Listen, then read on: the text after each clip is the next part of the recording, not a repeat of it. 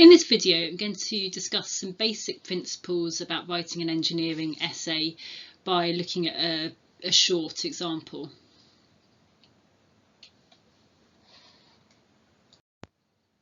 So with an essay, we're responding to a set question. You can't change the question, you need to respond to the question that you've been given, and those can range in complexity. So what I'm going to look at in this video is a very basic short essay which covers so we can look at some of the basic principles.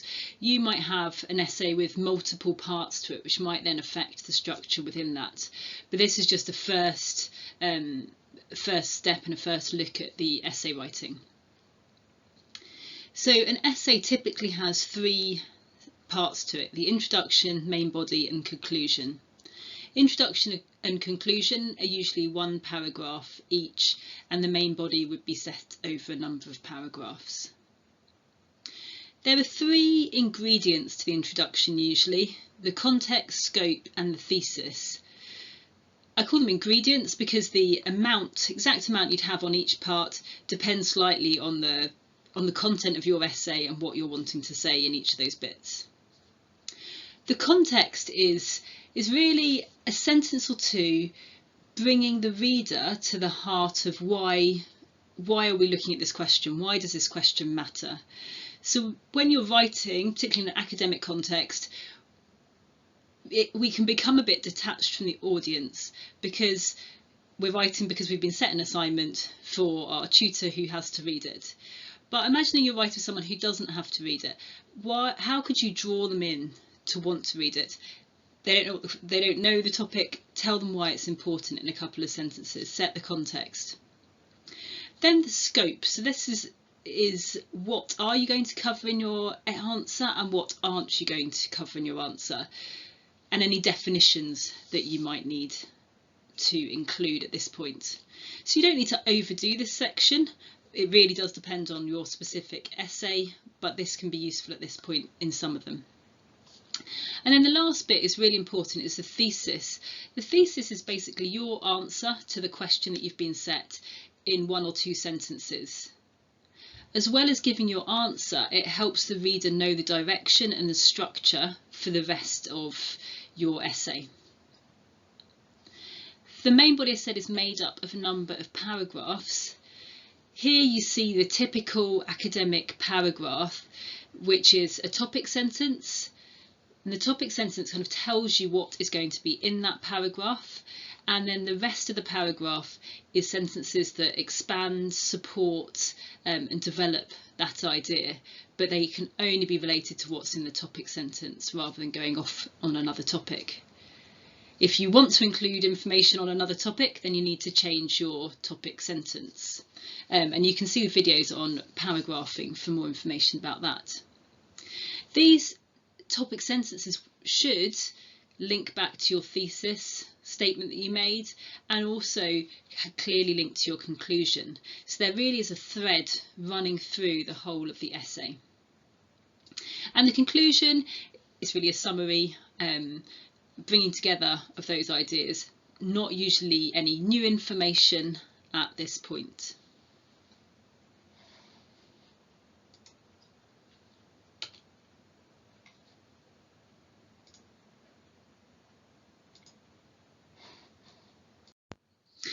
Okay, so we're going to have a look at a short example, and here's one that is replying to the essay title: discuss the long-term impacts which the COVID-19 pandemic might have on transport systems and travel behaviour over the period to 2025. And this was just a 500-word formative essay. Now I should point out here, as I said, this is a very simple essay. You might have a much longer essay with a lot more parts to it. Also, it's worth pointing out, this isn't a perfect answer. There's lots that I like about it in terms of what it shows about essay structure, but there might also be things that you or I might choose to write differently, or indeed the writer might have choose to do differently another time. I am, of course, talking about this from a language and communication point of view, how the ideas have been communicated. I'm not looking at the subject content in this video.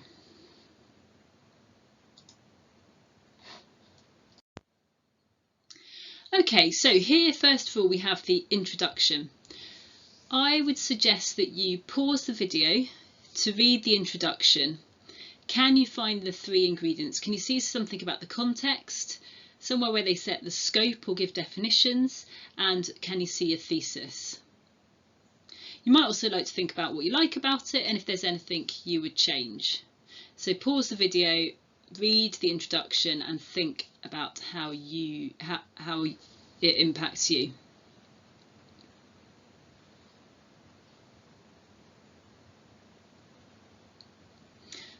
Okay then, so let's look at the first couple of sentences. The COVID-19 pandemic led to an almost instantaneous change in travel behaviour as demand for transport dramatically reduced. Now, as the world emerges from the pandemic, there are questions over how these impacts on transport will develop long term. Now, I really like these first 2 sentences because I think they bring us straight to the heart of the essay question. But they're also focused. It doesn't just start off with, in 2020 there was a pandemic that caused lots of changes. It's focused on COVID-19 and change in travel behaviour in the first sentence. Then the next sentence moves that on to what will the long-term impact of that be. So that's really good. We've also got the references in there to support the statement that it reduced the demand for transport. This is put in nicely at the end of the sentence, so it's backed up the statement, but it's not getting in the way of the flow of ideas. We then move on to this paper will critically discuss how transport systems and travel behaviours are likely to develop in the wake of the pandemic in the UK context. Now, in the UK context is where they are setting the scope, because they're making it clear they're talking about the UK, not elsewhere. Then this final bit, this will consider active travel, public transport and private car use before concluding that whilst recovery is currently car-led, there needs to be a focus on developing public transport systems to encourage more passengers to use them. So this not only gives me their answer to the question, it helps me to understand the structure going forward. I now have content that I'm expecting to hear about: active travel, public transport and private car use. So here you've just got a little overview shot of the rest of the main body of the essay, that thesis statement, and then the 3 paragraphs that made up the main body of the essay. So what I'd like to look at is how the thesis statement ties into that main body. So first you can see we've got active travel, and then we have a paragraph in the topic sentence mentions active travel.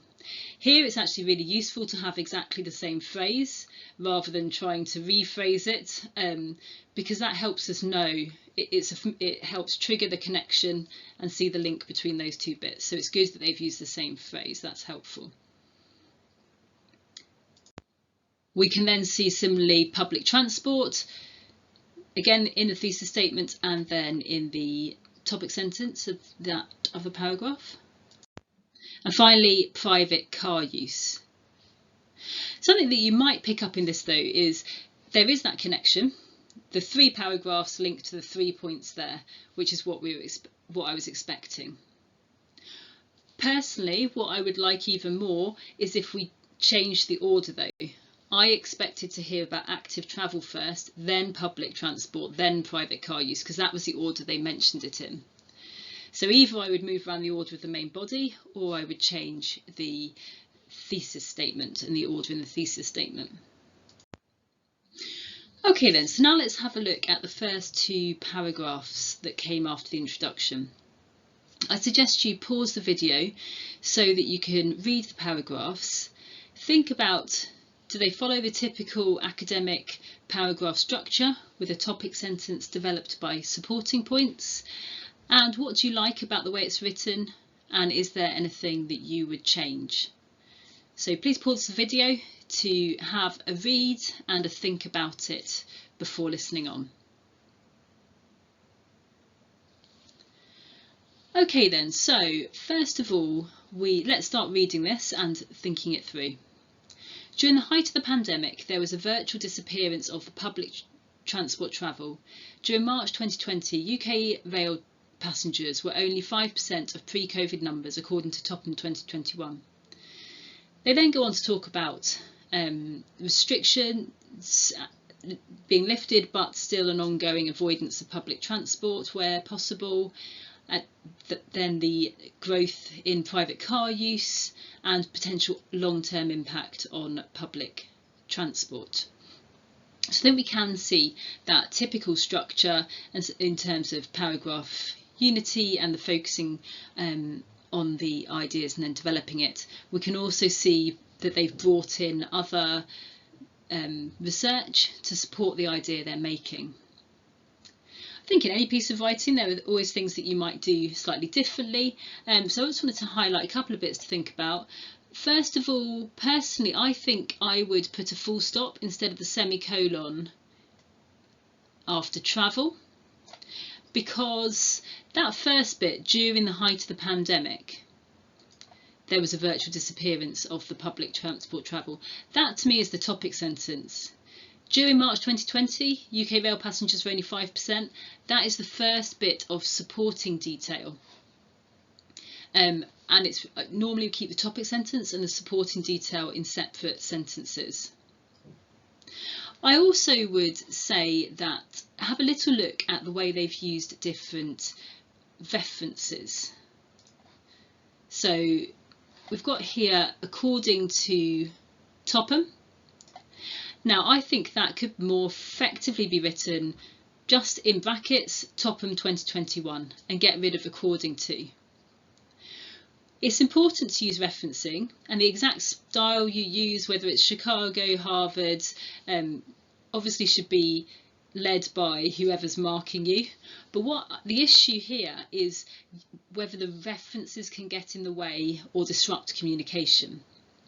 By having the according to, it's a bit unnecessary, so it fills up the sentence a little bit more. We want to keep our sentences as clear and as clean and as empty as possible so that the focus can really be on the ideas that we're trying to get across. And it's just not necessary to have the according to here. Similarly down here, we've got 4 more details, see Topham. We could just have brackets Topham 2021, get rid of the C then for more details. And this here we've got such as.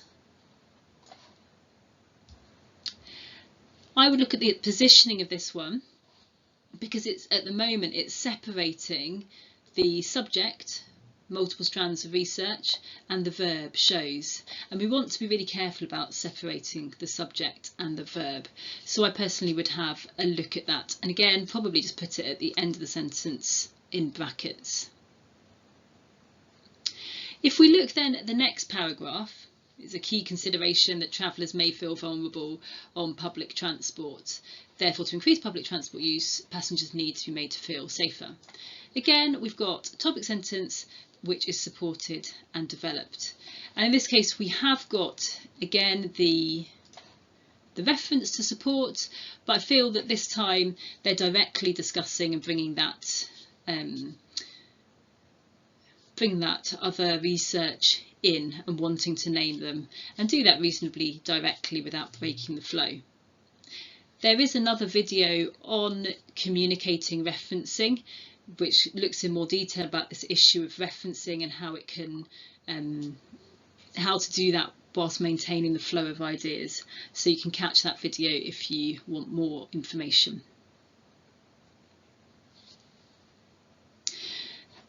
So we've got some nice flow here. The use of this can be a really effective way of maintaining flow across sentences, particularly if it's this plus a noun. So maybe this first one could be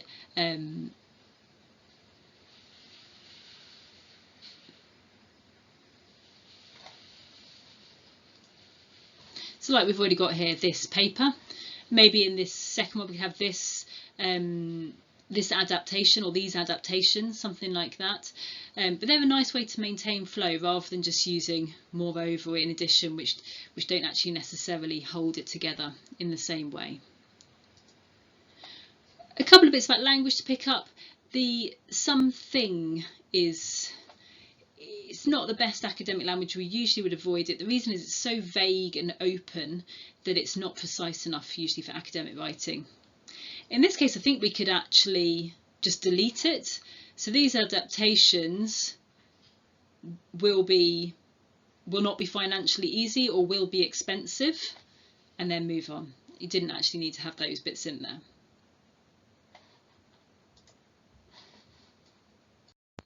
So here is our third paragraph. So again, it's relating back to the overall question about the pandemic and travel behaviours.